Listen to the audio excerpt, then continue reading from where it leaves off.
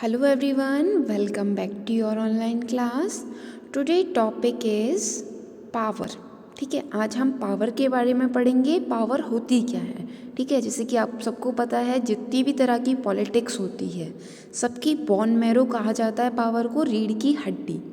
एक राइटर है मॉर्गेनथाउ, उन्होंने क्या कहा है, राजनीति शक्ति के लिए संघर्ष मात्र है. मीन्स राजनीति क्या होती है, जो हम शक्ति के लिए संघर्ष करते हैं वही राजनीति है. तो फर्स्ट हम समझेंगे व्हाट इज पावर, शक्ति क्या है. ठीक है, तो जैसा हर्ष मॉर्गेनथाउ ने कहा है एक परिभाषा में, किसी एक व्यक्ति के द्वारा अन्य व्यक्तियों के दिमाग और उसके क्रियाकलापों को नियंत्रित करने का नाम है. मतलब शक्ति क्या है कि हमारे पास इतनी पावर हो कि हम दूसरे की एक्टिविटी को कंट्रोल कर सकें.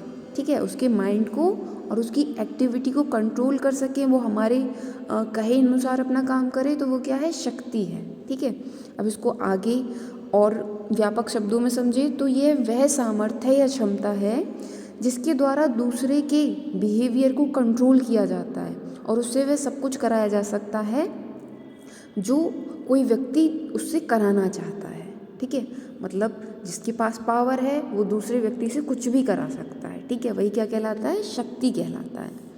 और आप देखोगे इंडिया में कौटिल्य रहे हैं, उन्होंने भी इसको डिफाइन किया है. इन्होंने कहा है शक्ति वह क्षमता है जो 3 गुणों से मिलकर बनी है. कौन कौन से गुण, ज्ञान, सैन्य बल और शौर्य.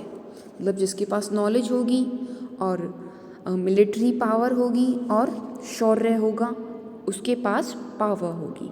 ठीक है, और इजी वर्ड्स में देखें तो शक्ति उसे कहा जाता है जिसके पास पावर होती है, वो दूसरे की एक्टिविटीज़ को कंट्रोल कर लेता है. जैसे आप देखोगे अमेरिका है, अमेरिका के पास इंडिया से ज़्यादा शक्ति है ना, तो वो हमारी एक्टिविटी को कहीं ना कहीं इफ़ेक्ट करता है, कंट्रोल करता है ना. और जो हमारी इंडिया है वो अपने से छोटे राज्यों को जो कम पावरफुल हैं उन्हें कंट्रोल करता है. तो इसे ही हम पावर कहते हैं. अब इसके आप देखोगे मेनली 3 कॉम्पोनेंट्स हैं. ठीक है, 3 बेसिक कॉम्पोनेंट्स ऑफ पावर, शक्ति के 3 बुनियादी अवयव. कौन कौन से, ऑथोरिटी सत्ता या प्राधिकार, इफेक्ट प्रभाव, फोर्स बल. इनके बेस पर हम किसी की एक्टिविटी को चेंज कर सकते हैं. फर्स्ट हम बात करेंगे ऑथोरिटी. ऑथोरिटी क्या होती है, हमने किसी से कहा, उसने अच्छा अपनी इच्छा से मान लिया उस काम को, तो वो क्या कहलाएगी, ऑथोरिटी. भाई हमारे पास पावर है, सामने वाले ने हमारी बात को मान लिया. ठीक है, इफेक्ट प्रभाव, इसका मतलब क्या है, आपने किसी को समझा बुझा कर अपनी बात मनवा ली. ठीक है, तो आप इफेक्टिव हो, वो आपकी बातों को समझ गया. ठीक है, थर्ड वन इज़ फोर्स बल. इसका मतलब क्या होता है, आप ज़बरदस्ती फोर्सफुली किसी से अपना काम करवा रहे हो, अपनी बात मनवा रहे हो, तो ठीक है, वो क्या कहलाता है, बल. तो ये 3 टाइप्स हैं कि किस तरीके से हम किसी को इफ़ेक्ट कर सकते हैं, किसी से अपनी बात मनवा सकते हैं. ठीक है, अब हम 1 बाय 1 शक्ति के एलिमेंट्स पढ़ेंगे. एलिमेंट्स ऑफ पावर, शक्ति के तत्व. ये मेनली 2 तरह के होते हैं तत्व. ठीक है, तत्व वो होते हैं जिनसे किसी देश को पावर मिलती है. ठीक है, फर्स्ट हम देखेंगे टेंजिबल एलिमेंट्स, मूर्त तत्व. मूर्त का मतलब क्या होता है, जिन चीज़ों को हम देख सकते हैं. ठीक है, वो कहलाती हैं मूर्त, टेंजिबल. तो टेंजिबल एलिमेंट्स कौन कौन से हैं जिनसे हमें पता चलता है कि कोई कंट्री पावरफुल है या नहीं है. First one is population. ऐसा माना जाता है जैसे अगर किसी देश की पॉपुलेशन ज़्यादा है तो वो ज़्यादा पावरफुल होगा. कैसे, क्योंकि उसके पास जो सेना होगी वो एक मजबूत सेना होगी, बहुत सारे सैनिक होंगे उसमें. ठीक है, और वहाँ पे जो भी इकोनॉमिक एक्टिविटीज़ होंगी उसमें बहुत सारे लोग पार्टिसिपेट करेंगे, है ना. लेकिन इसकी भी कहीं ना कहीं इसको भी गलत बताया जाता है, क्योंकि आप देखोगे 19वीं सेंचुरी की बात करें हम तो चीन के पास बहुत ज़्यादा पॉपुलेशन थी, लेकिन तब भी ब्रिटेन शक्तिशाली था, वो ब्रिटेन से कमज़ोर था. तो इस फैक्टर को हम ये नहीं कह सकते, सिर्फ इसी के बेस पर हम ऐसा कर सकते हैं. ठीक है, और इजराइल में तो बहुत कम पॉपुलेशन है, तब भी वहाँ पर बहुत सारे न्यूक्लियर वेपन्स रेडी कर लिए हैं उन लोगों ने. तो इसलिए हम सिर्फ पॉपुलेशन को इसका बेस नहीं मान सकते. Next one is the terrain, भूभाग. भूभाग क्या होता है, मीन्स लैंड एरिया. ठीक है, अब ये भी इम्पोर्टेंस रखता है कि राष्ट्र का आकार कैसा है, उसकी शेप कैसी है, वहाँ पर मौसम कैसा है, एटमॉस्फेयर कैसा है, और नक्शे में उसकी क्या वैल्यू है मैप में, तो ये भी इफेक्ट डालता है। लेकिन इसके पीछे भी इसकी भी बुराई कर सकते हैं, क्योंकि सिर्फ अगर भूभाग अच्छा है तो ज़रूरी नहीं है कि कोई राष्ट्र ज़्यादा ताकतवर है। जैसे हम कनाडा और ब्राज़ील की बात करें तो वहाँ पे बहुत बड़ा भूभाग है, लेकिन तब भी वो इतने पावरफुल नहीं है। क्यों? क्योंकि कनाडा का मोस्टली हिस्सा बर्फीली झीलों से घिरा हुआ है, और ब्राज़ील का मोस्टली हिस्सा किससे घिरा है? फॉरेस्ट से, जंगलों से। ठीक है। नेक्स्ट वन इज़ क्लाइमेट, जलवायु। जलवायु भी इफ़ेक्टिव है ना। जैसे अगर हम बात करें अंटार्कटिका की, तो वहाँ पे क्या है, जितना भी लैंड एरिया है वो बर्फीला है। सहारा का जो भी लैंड एरिया है वो रेगिस्तान से कवर है ना। तो ये कोई यूज़ के नहीं है उसके लिए। लेकिन अगर इसमें कोई वो मिल जाए, रिसोर्सेज मिल जाए, जैसे पेट्रोल या यूरेनियम, ऐसे सोर्सेज मिल जाएं, तो ये बहुत ज़्यादा पावरफुल बन जाएंगे, है ना।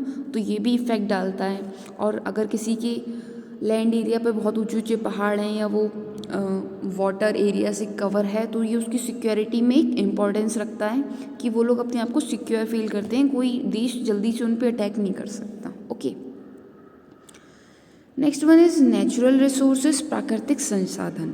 अगर किसी देश के पास बहुत ज़्यादा प्राकृतिक संसाधन है, प्राकृतिक संसाधन उन्हें कहते हैं जिन्हें इंसान नहीं बना सकता, जैसे पेट्रोल, यूरेनियम और बहुत सारे रेयर नेचुरल रिसोर्सेज हैं। अगर किसी देश के पास वो बहुत ज़्यादा हैं तो कोई दूसरा देश उनसे टक्कर नहीं लेगा, है ना, क्योंकि वो प्राकृतिक संसाधन संपन्न है। नेक्स्ट, कृषि क्षमता, एग्रीकल्चर पोटेंशियल।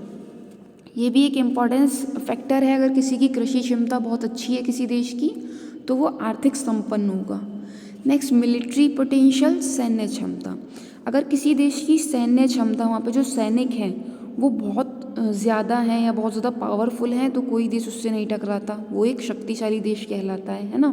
जैसे एक कहावत चली आ रही है, शक्ति का आधार सेना का आकार होता है। मीन्स सेना जितनी बड़ी है तो उसे देख के पता चल जाता है कि वहाँ पर कितनी शक्ति है, कितनी पावर है। ठीक है।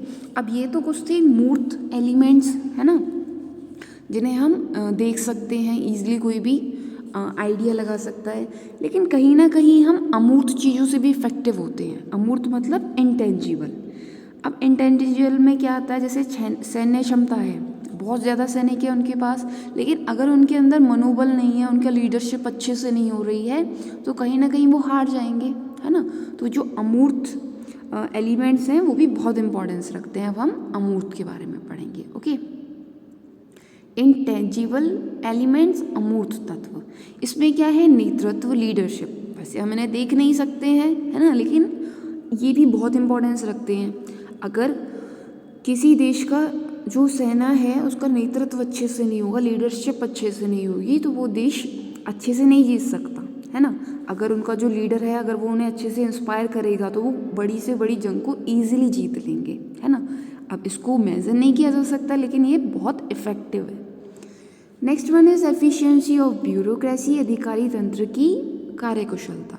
अब जो अधिकारी तंत्र में जिसके पास राइट्स हैं, अब वो उनका यूज़ किस टाइप से करता है, भी एक इम्पॉर्टेंट फैक्टर है कि वो फॉरेन पॉलिसी किस टाइप से चुनता है।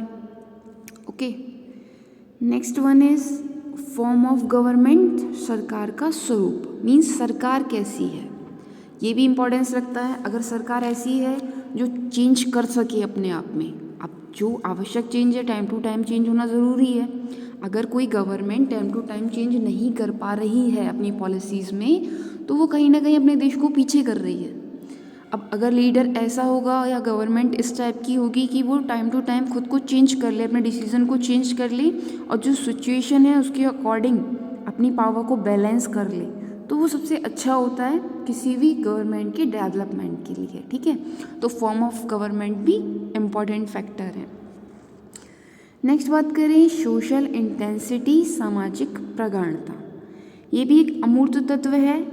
अब जैसे किसी राष्ट्र विशेष की आबादी में, मीन्स पॉपुलेशन में आंतरिक एकजुटता रहती है, तो वही राष्ट्र शक्तिशाली होता है। मीन्स जो लोग समाज में रह रहे हैं, जैसे अगर हम इंडिया का एग्जांपल लें, तो इंडिया में जो इंडिया की पॉपुलेशन है, अगर वो आपस में ही झगड़ रहे हैं तो हमारा देश कहीं ना कहीं पीछे रह ही जाएगा, है ना, डेवलप नहीं कर पाएगा।